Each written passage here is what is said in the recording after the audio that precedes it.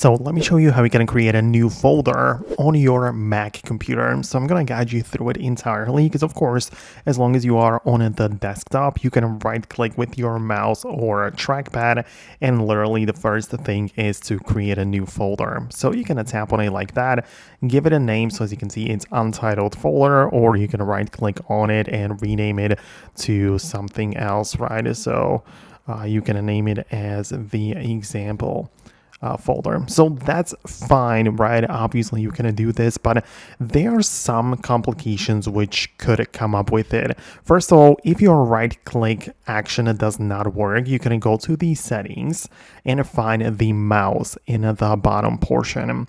And you essentially need to make sure that the secondary click is enabled, right? So for me, it happens when I click the right side of the mouse, but if it was turned off, well, I cannot even go to that more options because the right click literally does not work. So you have to make sure that the secondary right click actually works. And then now I have the ability to create a new folder. So that is the first complication which could arise. But then if it happens that you are inside of a folder and you have too many things going on in here, for example, in the documents, I have so much stuff. Well, I might want to right click to create a new folder, but the option simply is not there because I'm only right clicking the individual files, right? And if that is the thing for you, well, there are a few ways how you can fix it.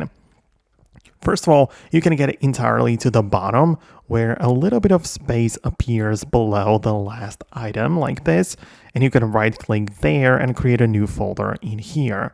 So that's one way you can do that.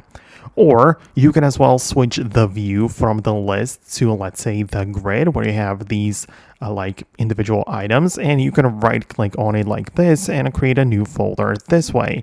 So as you can see, you can also do it like that. So that's essentially it. That's how you can create a folder in many different areas and environments.